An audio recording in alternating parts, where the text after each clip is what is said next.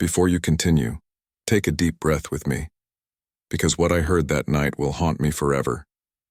Every heartbeat, every tremor in my chest, every whisper of betrayal begins here. It was supposed to be a normal evening, ordinary in every sense. The living room smelled faintly of brewed tea, the scent drifting from the kitchen where she had been moving quietly, humming some half-forgotten tune. I was folding laundry, a ritual that usually grounded me, that made the house feel like ours. But that night, even the familiar rhythm felt fragile, as if it were balancing on a thin thread over a dark, yawning chasm. And then I heard it, my son's voice. Sweet, innocent, unaware of the quake it would trigger in my world. He was speaking on the phone, a soft, hurried exchange that made me freeze in place. And then the words came, clear and sharp. Yes. Dad, I'll be home soon. The echo of that one word rattled my very foundation. My hands mid-fold fell to my sides. My heart stopped, then raced. Dad, not me. Someone else. Someone who had stepped into a role I believed belonged to me alone. The room spun. I could feel my knees weaken, and I stumbled toward the doorway, clutching the edge of the table for balance. Every sound, the ticking clock, the distant hum of traffic, the faint scraping of his shoes in the hallway, seemed amplified, echoing in a cavity carved straight through my chest. I wanted to scream, to demand the truth from the universe itself. I wanted to shake him, to tell him he didn't know, he couldn't know that I was his father. But even as the words fought their way to my lips, a strange, paralyzing disbelief anchored me in place. My mind raced backward, replaying every interaction, every night, every breakfast, every bedtime story. When had the distance grown? When had the whispers begun? How had I missed it all? I could feel the heat rising in my chest, burning behind my ribs, and yet my body trembled with the ache of impotence. The external world, the room, the furniture, the soft glow of the lamp, blurred, leaving only the sound of that voice, that stolen word, as if the entire universe had condensed into this one unthinkable revelation. I wanted to tear the house apart, to rip open every hidden corner, every shadow, and find the man who had stolen my title. Yet the more I reached, the more the truth seemed to slip between my fingers, intangible and cruel. I turned toward her, my wife, and saw her in the dim light of the living room. She was seated on the sofa, a book open but ignored in her lap, her eyes not meeting mine. The warmth I once associated with her, the sense of home, had shifted, had become something I could not read, something foreign and unreadable. My hands shook violently, and for a moment, I considered saying nothing, pretending I had imagined it. But the truth demanded confrontation, and the words tumbled out before reason could catch them. Who is he? My voice was hoarse, fractured by disbelief, and the silence that followed was heavier than any slap. Her eyes lifted slowly, cautiously, and I searched for any flicker of denial, of remorse, of explanation. Instead, I found something colder, something quieter that sliced through me. Resignation. Her lips parted, and a whisper, almost inaudible but sharp as a knife, reached me. Maybe it's better this way. The word struck like a physical blow. I staggered back, my mind spinning, my stomach twisting. Better? I choked, the single syllable foreign and bitter on my tongue. My world had collapsed into a series of questions without answers. Better for whom? My son? That man who had claimed a role I never relinquished? Or was it better for her? For reasons I could not yet grasp, buried beneath layers of avoidance and carefully cultivated silence. I sank to the floor, the cool hardwood pressing against my knees, the weight of betrayal crushing me into submission. I wanted to cry. I wanted to rage. I wanted to understand, but every attempt to grasp reason was swallowed by the echo of that one word. Dad. I replayed every memory with cruel clarity. The nights I had stayed awake reading him stories, his small hand curled around mine. The mornings of scrambled eggs and toast, the laughter spilling over the breakfast table. Every shared glance, every whispered secret, every gentle embrace now twisted into evidence of a bond that might have been illusory, fragile, vulnerable to being claimed by someone else. The timeline of my life had fractured, and I could see the jagged edges of a relationship I had believed to be unbreakable. My mind turned inward, a spiraling storm of denial and anger. How had I missed the signs? How had my own home become a stage for someone else to take my place without challenge? Each breath I drew seemed heavy, thick with grief and incredulity. The sense of my identity as a father, as a protector, as a man who had nurtured and loved, was unraveling, thread by fragile thread. I stood shakily, pressing my hands into my face, willing the tears back, unwilling to let them show. And yet beneath the fury, beneath the disbelief was a quieter, more painful realization. Perhaps I had not been paying enough attention. Perhaps my presence had faded into the background of routines and responsibilities. That thought cut deeper than any betrayal, whispering that I had lost them gradually, imperceptibly, and now the consequences had crystallized in the unmistakable voice of another man, claiming what I believed was mine. I searched for her in the dim room, for some hint, some sign, some trace of justification. Her eyes avoided mine, darting toward the muted window, the street beyond, as if seeking an escape from the weight of my gaze. "Tell me the truth," I managed, my voice trembling between accusation and desperation. She did not answer immediately. Her silence was suffocating, a deliberate pause that magnified the ache in my chest. And then finally she murmured, I didn't know how to tell you." The admission only widened the chasm between us. I felt disbelief and sorrow curl together into a suffocating knot. Didn't know how to tell me? Had she not seen the fallout? The impending destruction of trust, the fissures it would carve into my soul? Or was it a careful excuse to soften the blow of a truth too harsh to confront directly? My head spun with fragments of explanations, none satisfying, each more bitter than the last. I wanted to confront my son, to understand his innocence, to hear the words again, this time in context. But fear gripped me. What if his love for me had not changed? And yet this other man's presence had already begun to plant roots. What if I had been too late, too blind, too passive to hold on to the bond that had once been sacred? The uncertainty twisted like a blade in my chest. I moved toward him, stepping quietly into the hall outside his room. His laughter, small and airy, floated through the partially open door. I paused, trembling, heart pounding in my ears. The sound should have been comforting, but it was now alien, a reminder of the distance that had crept into our lives unnoticed. My hands rested lightly on the doorframe, knuckles white as I debated whether to enter, whether to confront or whether to retreat into the hollow ache of shock. I recalled the first time he had called me Daddy, the warmth, the innocence, the unbroken thread of attachment, and now there was this interruption, this foreign claim that threatened to erase years of presence, devotion, and memory. My pulse raced. I swallowed hard, willing my mind to focus, to see a path forward through the tangle of betrayal, denial, and grief. I wanted answers. I wanted confrontation. I wanted to reclaim what had been taken, not with violence, but with acknowledgement, with words, with the painful clarity that only comes from facing truth. I knocked softly on the door, a tremor in my voice, though I tried to mask it. "Son, can I talk to you?" Inside, the muffled response was cautious, hesitant. A voice I recognized yet had not heard claim me in this way before. And in that hesitation, that uncertainty, I sensed the delicate balance of power had shifted. The world I had known, my family, my home, my place in my son's life, had tilted, and I was left grappling with the enormity of that collapse. I stepped back, closing the door gently behind me, the room feeling impossibly large and empty. The weight of her words lingered in the air, a ghostly whisper. Maybe it's better this way. My fists clenched. My heart thundered. I understood the truth of her intent, yet the consequences were only beginning to reveal themselves. The house, the family, the bonds I had trusted, they were all suspended, trembling on the edge of something irreversible.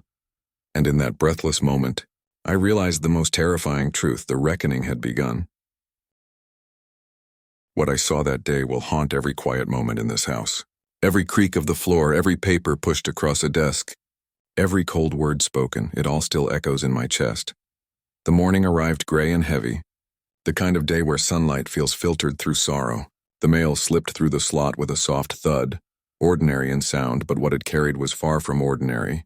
I picked up the envelope, thick and official, the seal crisp, the paper cold and unwelcoming against my fingertips. My heart sank even before I opened it, as if some part of me already knew. And then I read the words, printed in unfeeling black ink, each one a blade: divorce papers, custody agreements, a list of terms that seemed designed to erode everything I had built, everything I had believed about this home, this marriage, this life.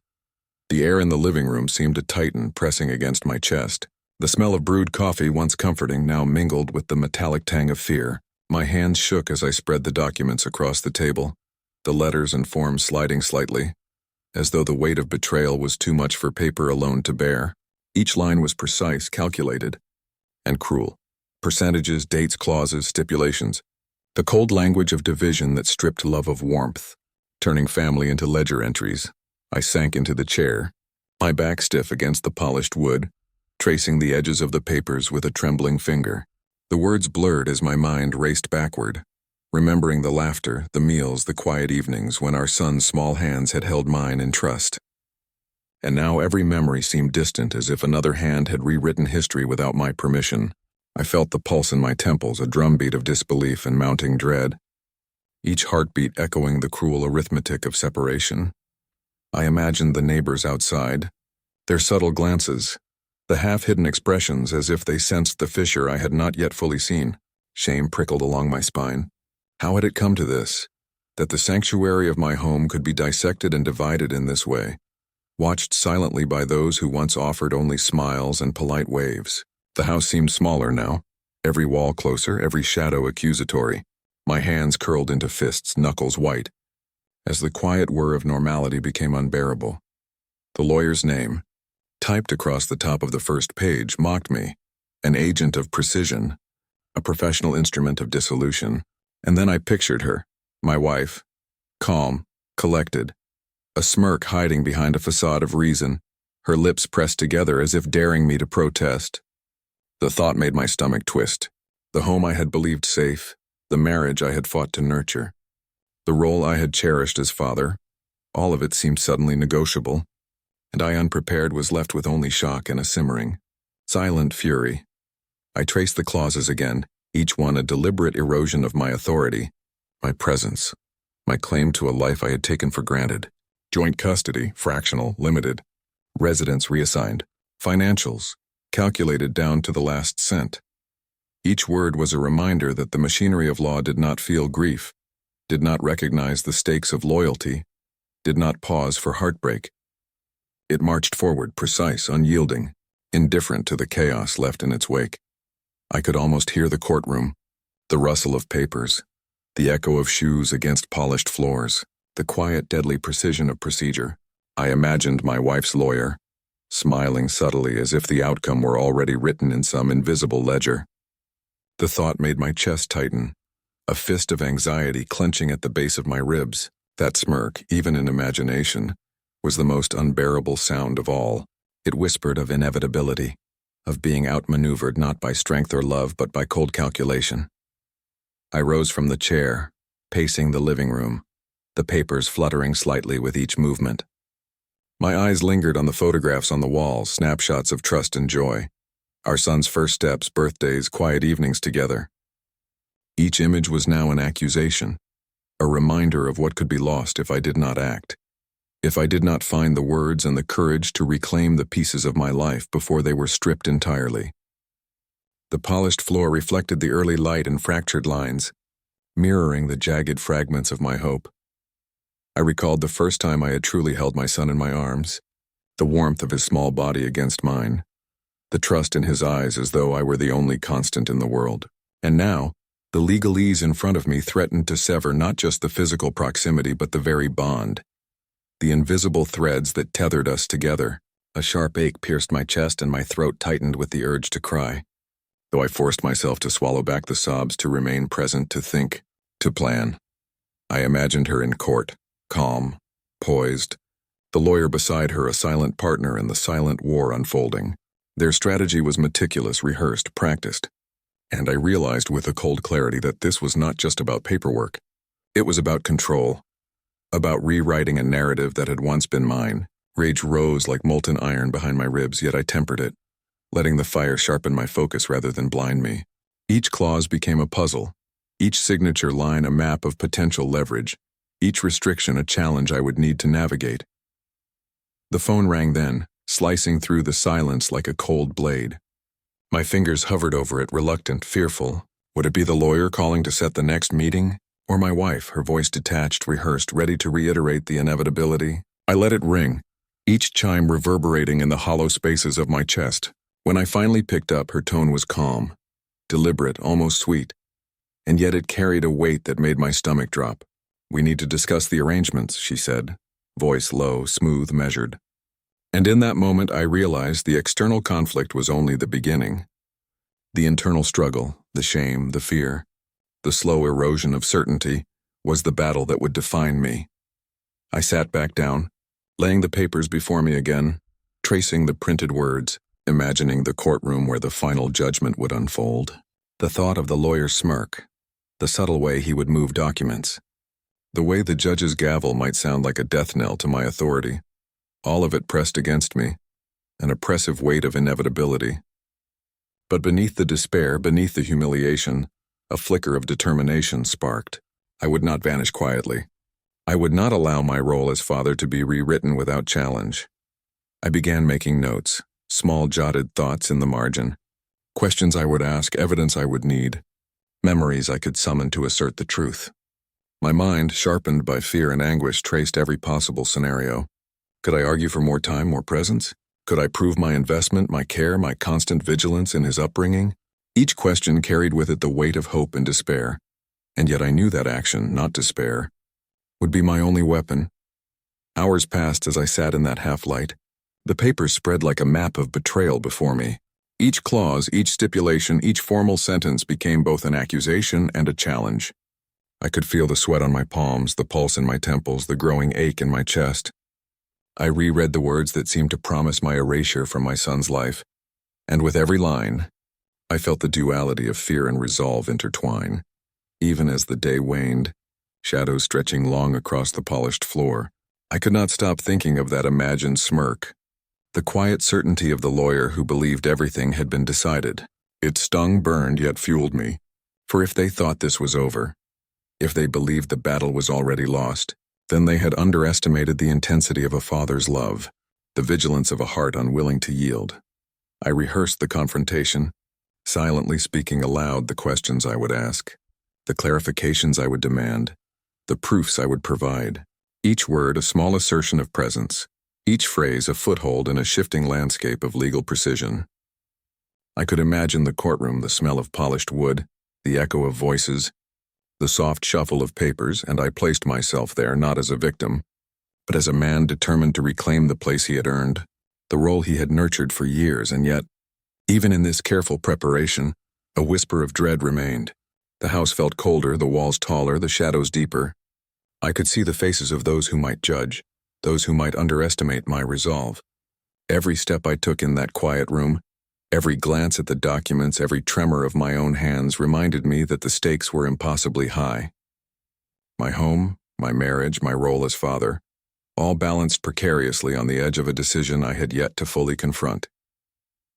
I pressed my palms against the smooth wood of the table again, feeling the grain beneath my fingertips, grounding myself in the weight of reality.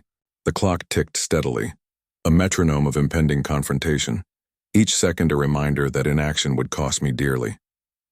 I exhaled slowly, letting the papers settle, yet my mind raced, each scenario branching into countless possibilities of loss, humiliation, and the faint glimmer of vindication. Finally, the day arrived. I entered the courtroom with measured composure, each step deliberate, though my heart pounded a frantic rhythm beneath my chest.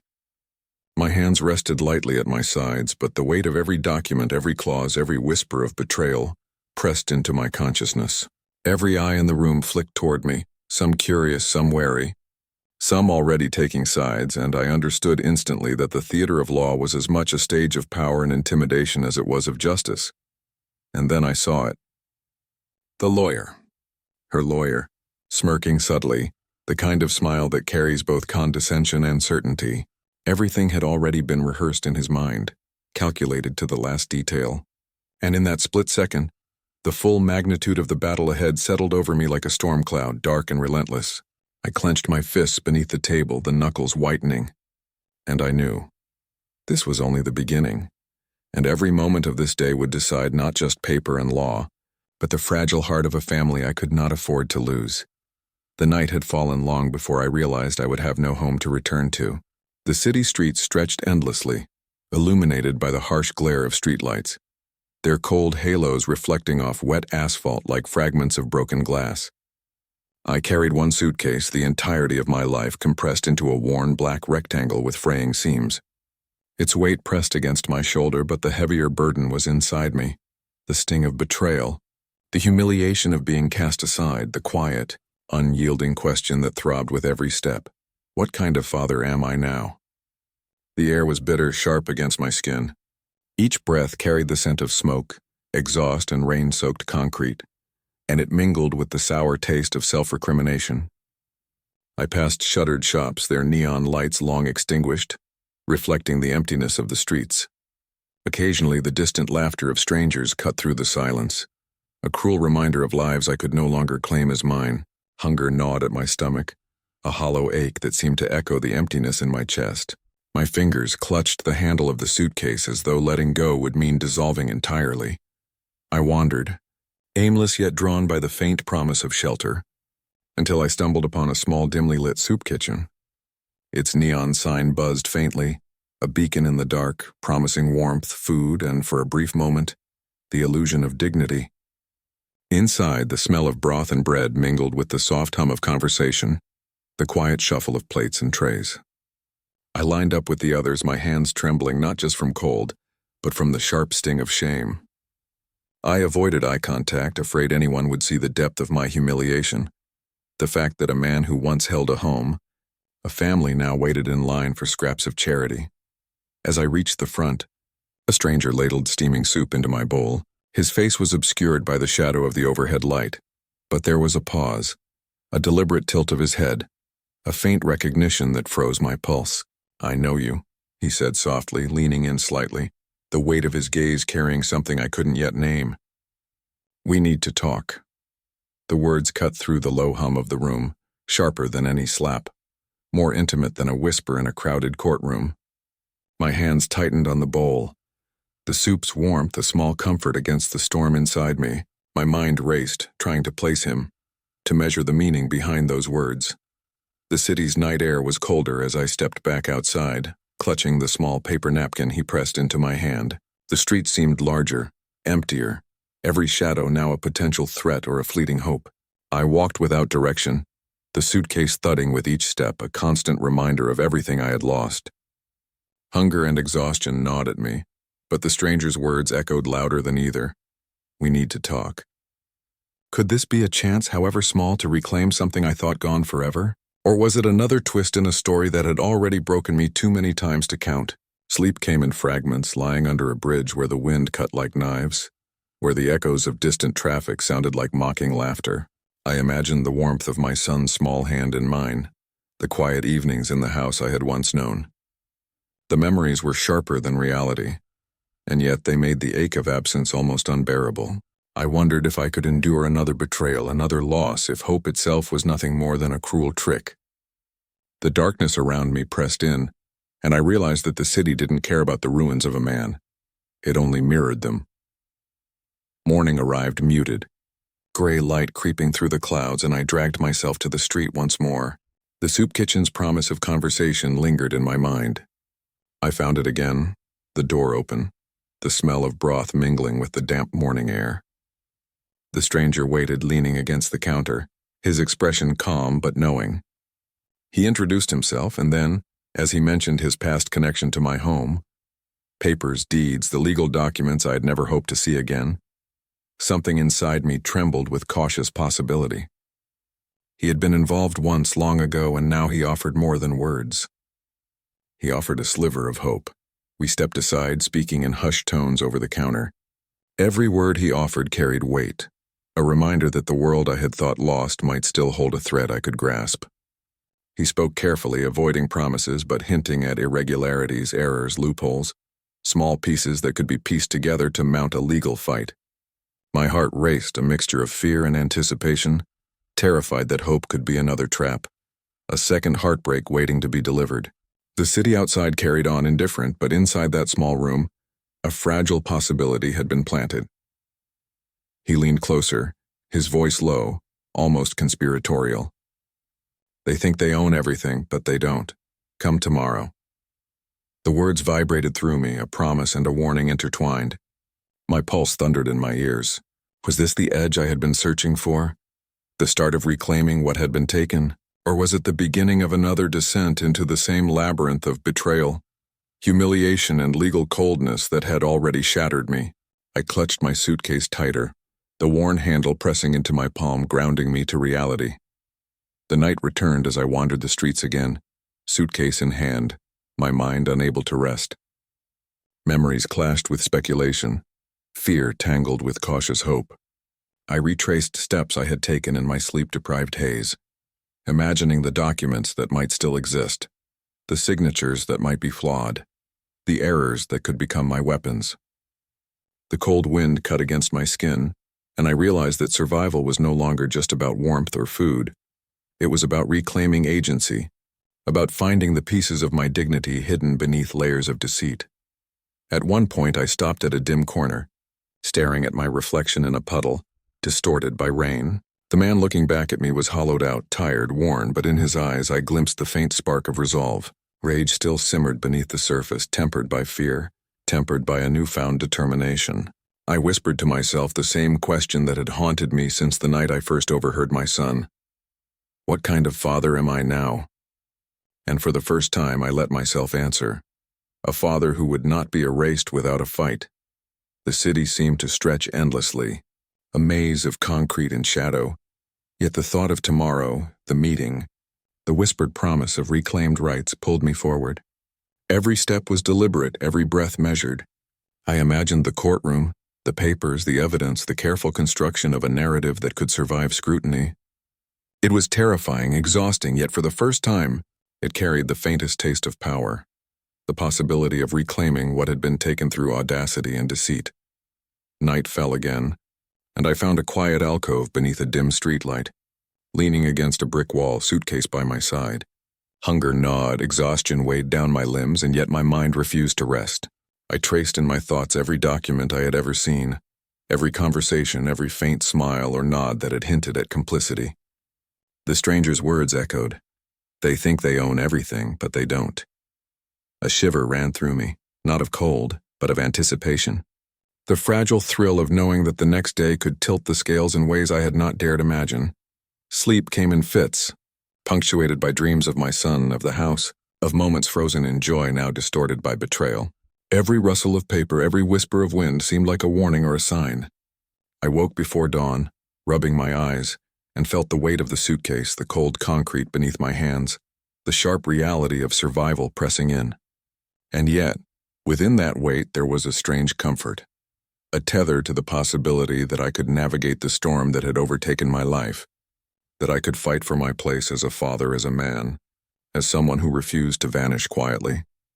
The morning light was hesitant, filtering through the gaps in buildings, painting the streets in gray and gold. I approached the soup kitchen again, heart hammering in anticipation. The stranger was there waiting, and I felt the first flicker of courage return, fragile but undeniable. He motioned me inside, and I stepped forward, the suitcase dragging slightly, the air thick with unspoken tension. Every nerve was alive, each sense heightened. I knew the day ahead would demand everything: calm, cunning, courage, and patience. He leaned in, almost conspiratorial, and whispered the final words that cut through my fear and hesitation. Come tomorrow. Everything begins there. The weight of his whisper pressed into me, mingling with the cold air, the remnants of hunger, the sting of humiliation, and the first sparks of hope.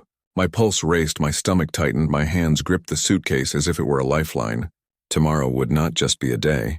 It would be the threshold between erasure and reclamation, between despair and the faint glimmer of justice. And as I stepped back into the cold streets, the city stretching endlessly in every direction, I realized with a chill that the nights without a home had not ended. They had only begun to teach me how to fight, how to endure, and how to reclaim what was mine. Every shadow, every echo, every whisper of wind carried the promise and the warning that nothing would be given freely, and nothing would be surrendered easily. Tomorrow, I would take the first step into that battle. Tonight I walked alone, carrying my life in one battered suitcase, and the echo of a single sentence. They think they own everything, but they don't. And somewhere between the cold wind and the city lights, I sensed that I was not the only one waiting. For me, for my move. For the reckoning that was quietly gathering in the shadows. Take a deep breath and walk with me through these streets. Because what you're about to see is a man rising from ruin, clinging to the edges of dignity when everything he loved has been stripped away. Feel each step, each small victory, and each quiet humiliation as if it were yours. The rented room smelled of damp plaster and stale air, yet it was mine, if only by the smallest legal margin. The walls were cracked and a single rickety window let in the morning light like a cautious observer, revealing dust motes swirling lazily in the pale rays. I placed my suitcase in the corner, the worn handle sagging under the weight of my life's remnants. It was modest, almost laughably small, but as I leaned against the doorframe I realized that this room, bare and bare bones as it was, represented a foothold. A space to breathe, to gather myself, to rebuild what had been shattered. The first morning outside that house, under the gray light of dawn, I walked to the tool repair shop. The street smelled of wet asphalt and the faint tang of rusted metal from old construction. My hands, calloused from years of holding more than just tools, holding promises, memories, authority, felt clumsy at first. I adjusted my grip on the hammer, letting the vibration of cold metal through my palms remind me that work, however menial, anchored me to the world. I was not invisible here. The owner of the shop nodded as I passed, a faint smile acknowledging the small dignity and effort. The work was exhausting. Each tool I repaired, the bent wrench, the cracked hammer handle, the frayed rope, was a reminder of precision, patience, and the slow accumulation of trust. My fingers bled sometimes, my back ached, and my stomach growled as wages trickled in. Barely enough for food and the rent on my tiny room, yet every bolt tightened, every hinge restored, every saw blade sharpened became a lifeline, a tether to the life I had lost and the identity I refused to let vanish. Even strangers' kindness hit me strangely. Neighbors bringing extra bread, the shop owner offering tea without a word of judgment. I accepted it, though each gesture stabbed at my pride. My blood, my family had abandoned me, yet the world offered scraps of compassion to a man it didn't owe anything. I passed evenings sitting by the window of my room, the city breathing around me, lights flickering like tiny indifferent stars. Court hearings loomed constantly, the lawyer's voice a tether to the legal machinery I barely understood. Filing motions, submitting evidence, responding to delays that felt deliberate and cruel. Exhaustion seeped into my bones. I slept little, dreams haunted by my son's laughter, now distant and shadowed by absence. And yet, in the haze of fatigue, I began to feel the tiniest pulse of agency. This life, stripped to essentials, demanded that I move, plan, survive, and rebuild. Days blurred into weeks. Each morning I rose to the clatter of tools, the hiss of steam from a kettle, the city stirring outside. I repaired, sharpened, fixed, and mended, not only tools but myself piece by piece. Each workbench became a sanctuary. Each motion of hammer or file was a meditation on patience, endurance, and precision. I began to see my own reflection in the worn metal I restored, rugged, marked by hardship but unbroken. The world had stripped my home and family from me, yet it could not remove my hands, my mind, or the careful, deliberate strength I had learned to wield. And then, one afternoon while replacing a bent handle on a spade, a young boy from the neighborhood leaned over the counter. "Sir," someone said, "your ex-wife's husband, his business." His voice trembled, the words dragging themselves from uncertain lips. I felt my stomach tighten, a knot of fear and anticipation. "What about it?" I asked cautiously, setting the tool down and letting my fingers brush the worn wood of the counter. The boy hesitated, eyes wide, before blurting, He's losing it. Debts. Everything's collapsing." I froze. The words struck like a hammer against metal, reverberating through every nerve in my body. Relief was not immediate. It was tangled with disbelief, with cautious hope, with a simmering satisfaction I refused to name aloud. My pulse raced, chest tightening, yet my mind remained deliberate. I let the news settle like cold water over my thoughts. This was not triumph. It was a signal, a ripple in the tide that had swept everything from me. Perhaps the scales were tipping, or perhaps it was only temporary. Either way, it demanded attention. I returned to my small room, evening falling like a shadow across the cracked walls. The city lights glimmered below my window, indifferent yet oddly consoling. I traced the edges of the documents the lawyer had left me, maps of possibility and opportunity hidden within ink and legal jargon. My hands shook not from exhaustion alone, but from the weight of the moment. The realization that while my home, my son and my life had been ripped from my grasp, threads of leverage, of truth, and of survival still existed. I thought of my son, unaware of the chaos beyond the walls of our former home, of the warmth of his hand in mine, of his laughter that had once filled every corner. I felt grief, yes, sharp and jagged, but tempered now with a vengeful clarity. I would not allow them to claim total dominion over my life. I would not vanish quietly. The law, the evidence, the cracks in their control, all of it was a weapon if I wielded it patiently. Nights were hardest. In the rented room, shadows stretched long across the floor, and every creak, every faint rustle outside the window became amplified in my mind. Hunger and fatigue gnawed at me, yet I worked to plan, to anticipate, to reconstruct not just my possessions but my agency, my authority, my claim to being a father who refused to be erased. I traced legal timelines, notes, and old property deeds by dim lamplight, the flickering bulb illuminating the sweat and grime on my face, a visual echo of the struggle within. The first real sense of hope was almost frightening. It came with the understanding that fortune was fragile, that the moment I allowed complacency to creep in, the entire structure I was rebuilding could collapse. The law could be slow, indifferent, or deliberately cruel, and yet every form, every signature, every document was a lever. And for the first time in weeks, I allowed myself to imagine, just for a heartbeat, a future where I could reclaim some piece of what had been taken. Work in the shop became rhythm. Hammer, file, wrench, and spade. They were extensions of my focus, reminders that effort could restore what neglect and betrayal had fractured. Strangers' kindness no longer embarrassed me. It fueled the resolve I had struggled to cultivate.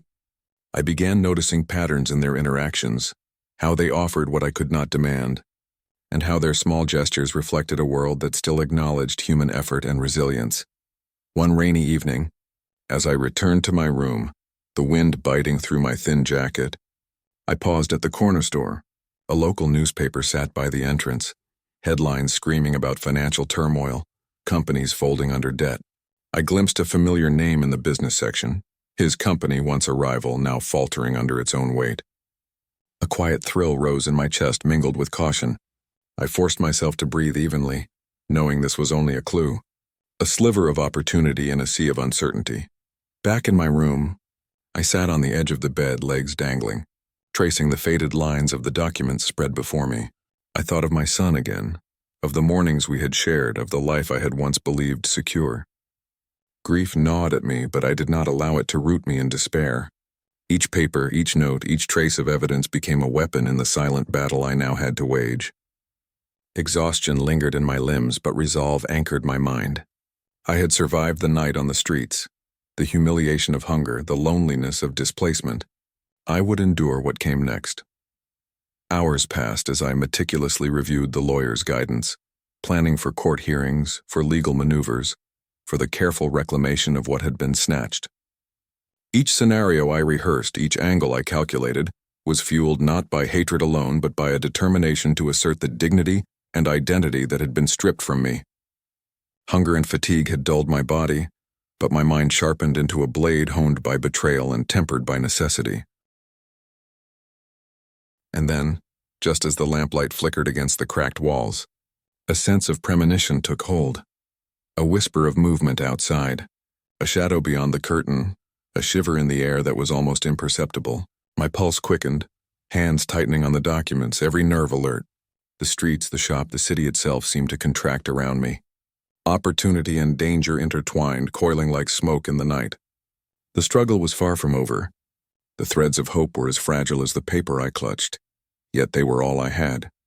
Tomorrow, I would take the first step into the battle that could restore not just property or status, but the essence of who I was. And tonight, in the quiet of my small rented room, I realized that survival had taught me more than despair ever could. It had shown me patience, cunning, and the dangerous strength of a man determined not to be erased. But just as that realization settled, a faint knock at the door froze me. I held my breath, knuckles white, the suitcase leaning against the wall like a silent witness. Whoever or whatever was outside could tip the scales in an instant. My heart thundered, and in that suspended moment I knew with chilling certainty The battle to reclaim my life had only just begun. This night is not just darkness, it is a test of love, loyalty, and the quiet ache of betrayal. Watch closely and feel the pulse of a father's heart as it teeters on the edge of forgiveness and self-preservation. The rain had started quietly, tapping against the cracked window of my small rented room like hesitant fingers seeking entry. I was huddled under a thin blanket, listening to the city's muted symphony. Distant sirens, tires splashing through puddles, the soft hum of neon lights outside. My thoughts swirled around the recent weeks, the shop, the court, the endless paperwork, but nothing prepared me for the soft, almost tentative knock that shattered the fragile peace of the night. It was him. My son, pale, soaked from the rain, eyes wide and glimmering with desperation. My chest tightened as I opened the door, the meager lamplight casting long shadows across his small frame. His lips trembled as he spoke, and the words pierced me more sharply than any slap, any betrayal. "Dad, I need help. Family should help family." His voice was low, pleading, the tremor in it betraying fear, shame, and need all at once. I wanted to step forward, to sweep him into my arms, to remind myself that he was mine, still mine, despite the years of absence, despite the twists of fate that had distanced us. But my legs felt heavy, anchored by the memory of my own nights spent on cold sidewalks, the meals I had skipped, the indignities I had endured so that he might never feel hunger as I had. The words "family should help family" echoed in my ears, each syllable a temptation to abandon reason and protectiveness, to sacrifice my hard-won independence in the name of instinctive love. He extended his hand, wet from the rain, shivering, clutching a crumpled envelope that smelled faintly of cigarettes and street air. I noticed how thin he had grown, how the shadows under his eyes mirrored mine from months of exhaustion and grief. I have nowhere else to turn," he whispered, and I could see the silent calculation in his eyes, hope, fear, and the unspoken understanding that I had resources he could tap into. My own hands clenched at my sides, fingernails digging into my palms. Rage and sorrow collided inside me, coiling tightly like a snake ready to strike. Could I give him money and feed him without feeding the part of him that might exploit my vulnerability? Could I protect him without surrendering the hard-won dignity I had clawed back from ruin? The law, the streets, the courtrooms, all of it had taught me that kindness without caution could be deadly. I led him inside, shutting the door against the chill wind and rain. The room smelled of damp walls and the faint metallic tang of tools I had sharpened earlier in the day. I gestured toward a chair and he slumped into it, shivering. His eyes darted around the room, taking in the worn mattress, the stack of papers, the single lamp that flickered unevenly. I noticed the hesitation in his movements, the way he seemed to measure every item, every surface, as if calculating how much of my life he could extract with minimal effort. "Sit," I said softly, voice trembling despite my attempt at firmness. The words came out steadier than I felt, but they carried authority, a subtle declaration that I was still the gatekeeper of this small world I had reclaimed. He leaned forward, elbows on knees, hands clasped, and spoke again. "Dad, I don't have, please. I just need a little—" I held up a hand, interrupting him. The sound of rain pattering against the window filled the silence that followed. My mind raced, measuring, weighing, balancing love against self-preservation. Each breath he drew was a plea and a test. The envelope in his hand was like a tiny grenade, holding his need, my potential indulgence, and the weight of consequences I could not yet predict. I remembered the nights on the streets, the bitter wind cutting through my coat, the hunger gnawing at my insides. I remembered the long days of repairing tools, the hours of court hearings, the endless grind to reclaim even the smallest scraps of dignity. And now here he was, my son, soaked and pleading, asking me to risk it all again. My chest ached, not from hunger, not from fatigue, but from the unbearable tug between fatherly instinct and the necessity to protect the fragile self I had rebuilt. I looked at him, really looked, and saw a reflection of my own desperation mirrored in his eyes. I wanted to give him everything: warmth, money, comfort. But I also wanted him to understand that life did not bend easily, that love without accountability could destroy as easily as neglect. My voice was low, almost a whisper when I finally spoke. "Face the truth yourself." The words landed like stones, hard and deliberate. His eyes widened, a flicker of disbelief passing across his face. "Dad, what do you mean?" His lips quivered, his hands opened slightly, as if expecting me to soften, to bend, to erase the lessons life had carved into both of us. I could feel my own heart trembling, chest tight with the knowledge that what I was doing might hurt him more than hunger or cold ever could.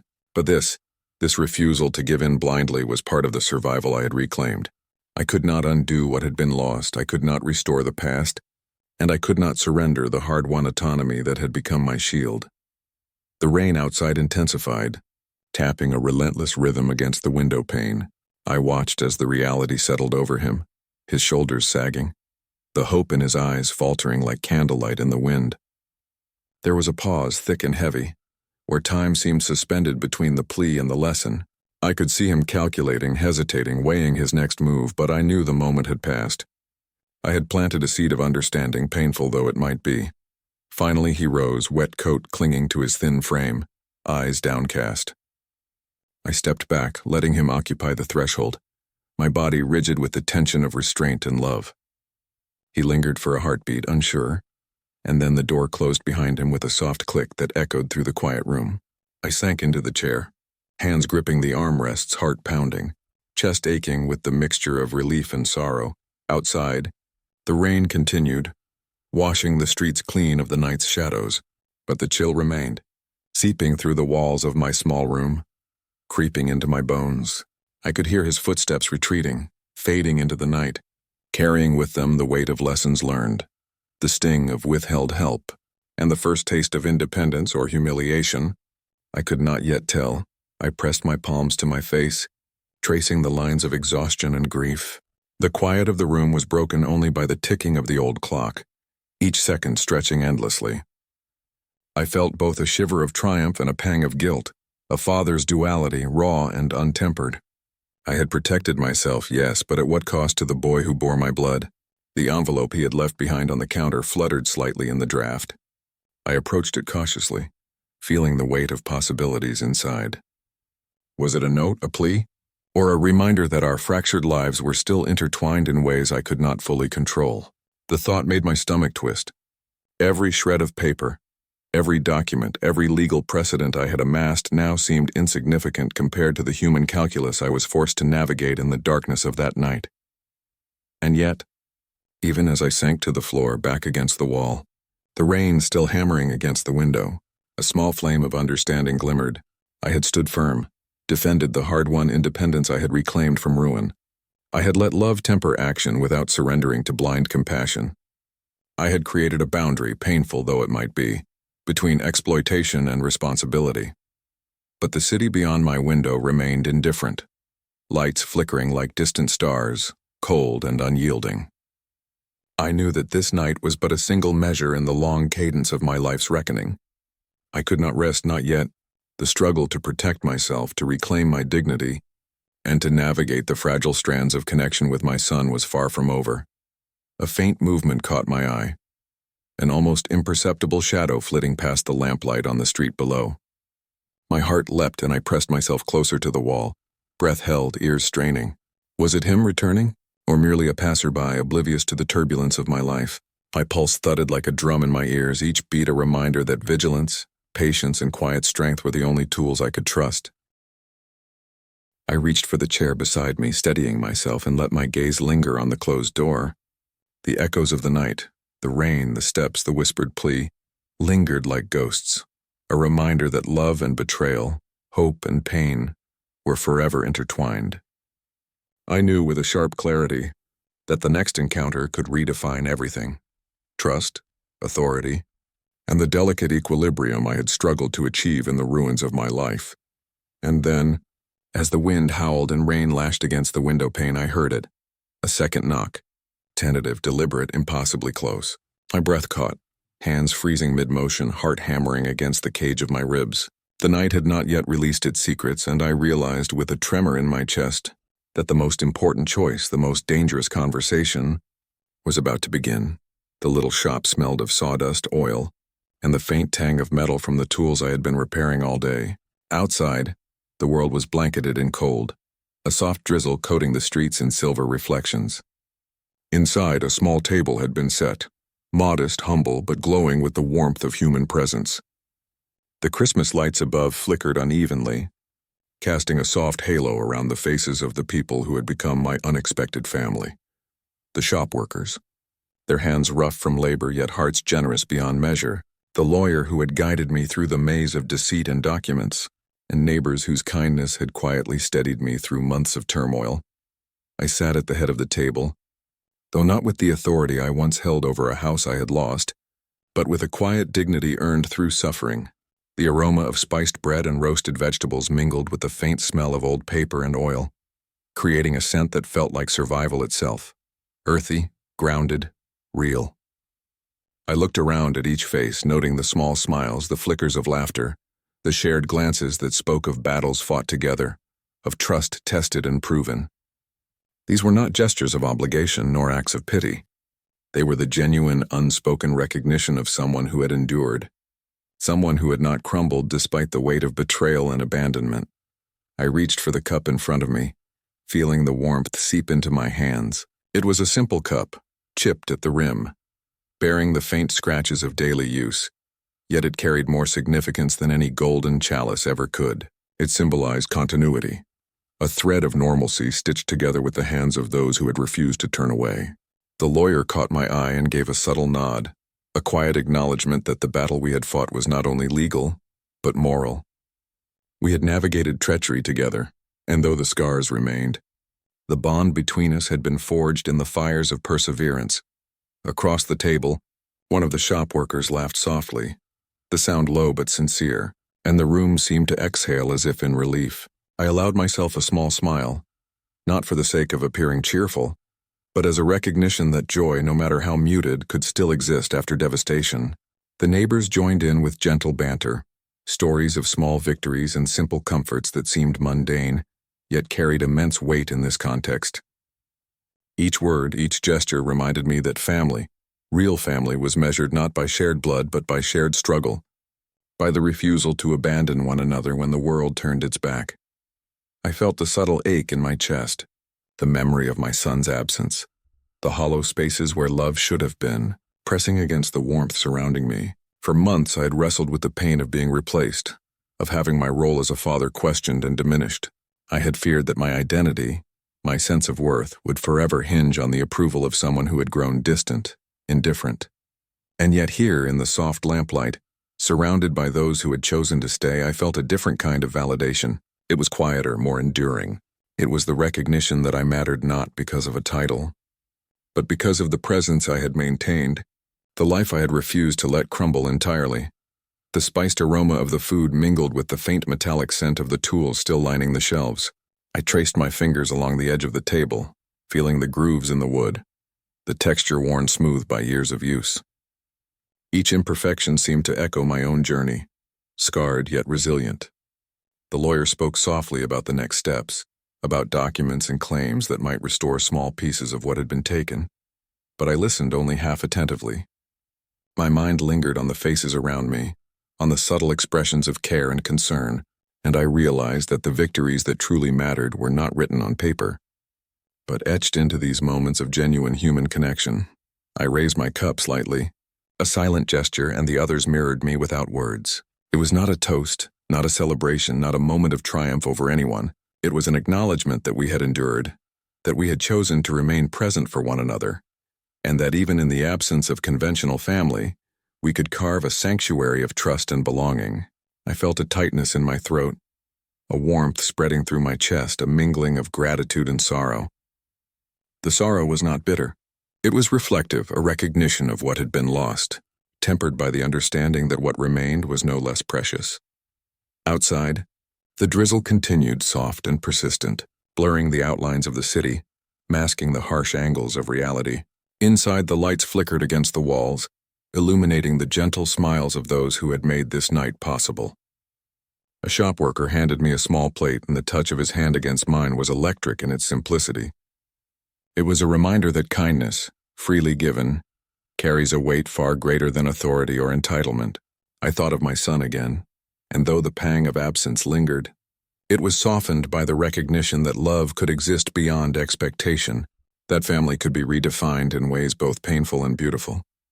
The lawyer leaned back, quiet now, observing rather than guiding, and I noticed the faint lines of his face illuminated by the lights. Lines that told of their own battles, of struggles fought for others without personal gain. I felt a kinship with him, a shared understanding that survival is often less about victory over others and more about enduring with integrity intact. Each of us carried scars, visible and invisible, yet each of us had chosen to remain, to persist, to invest our presence in the lives of others despite past betrayals. I looked at the neighbors, their eyes crinkled in quiet smiles, their hands busy with small acts of service, refilling cups, passing plates, laughing softly at stories both mundane and humorous. They had seen me at my lowest, had witnessed the nights I wandered streets alone, had offered shelter in subtle, tangible ways. And now in this moment they were my family. The realization was both liberating and humbling. I did not need to reclaim everything lost to validate my existence. I only needed to recognize and cherish what remained, fragile though it might be. The snow began to fall outside, tiny flakes that melted upon contact with the streets, ephemeral and delicate. I pressed my palms to the warmth of the table, tracing the grooves and the small scars in the wood, imagining them as maps of my journey, each mark a lesson, each indentation a reminder of struggle and endurance. I allowed my gaze to drift to the ceiling, to the faint flicker of lights, to the muted reflections on the windows. It was quiet here, a stillness that invited contemplation. The scars of betrayal, the ache of absence, the sting of humiliation, they were present but no longer overwhelming. They were part of the mosaic, part of the fabric of a life reconstructed from fragments. I heard a faint chuckle from one of the shop workers, and it made me smile without realizing it. It was a small sound, almost swallowed by the space, yet it resonated deeply. It was proof that life could still harbor moments of joy even amidst loss. The lawyer spoke briefly of the legal next steps, but his voice was gentle, accommodating, patient. I appreciated the restraint, the understanding that not everything needed to be resolved immediately. Some victories, some lessons were meant to unfold slowly, to allow the soul to heal even as the mind planned. I traced the edge of a plate, feeling its smooth curves, noting the slight chip that spoke of age and use. It reminded me of myself, scarred, chipped, but functional, capable of providing sustenance, capable of holding warmth. The hum of conversation continued around me, soft, muted, steady. Each voice was a thread in a tapestry I had once feared would unravel entirely. And yet here it was, resilient, vibrant, alive. I could feel it in my chest, a heartbeat synchronizing with the pulse of those around me. The food was simple, nourishing, earthy. I chewed slowly, letting the warmth fill more than my stomach. It filled the emptiness I had carried for months, the gnawing sensation of rejection and abandonment. Each bite was a quiet triumph, a reminder that survival was not only possible but meaningful when shared. I glanced around again at the faces brightened by lamplight and laughter, and I felt a profound sense of gratitude. Gratitude not for restoration of what had been stolen, but for the unbroken bonds forged in the crucible of hardship. As the evening wore on, I felt the subtle fatigue of months past, the weight of sleepless nights, the tension of battles fought alone and in court. Yet in this circle of chosen companions, I felt a resilience that no court ruling could take from me.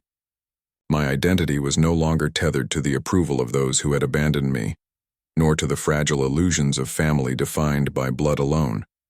It was anchored in experience, in loyalty witnessed, in trust earned. And then, as the night deepened and the lights flickered low, I leaned back, hands clasped together, eyes reflecting both weariness and quiet triumph.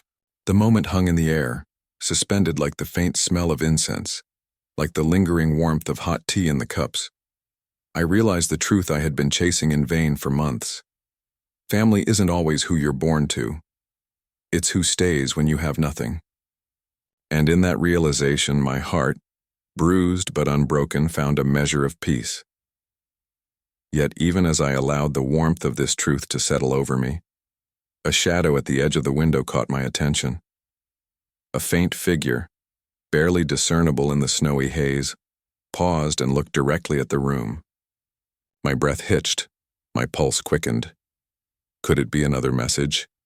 Another twist in the life I had fought so hard to rebuild?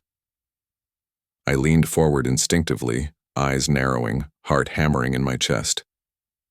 The figure lingered for a heartbeat longer, and then vanished into the night, leaving a lingering question. Had my hard-won peace truly arrived, or was this merely a calm before yet another storm?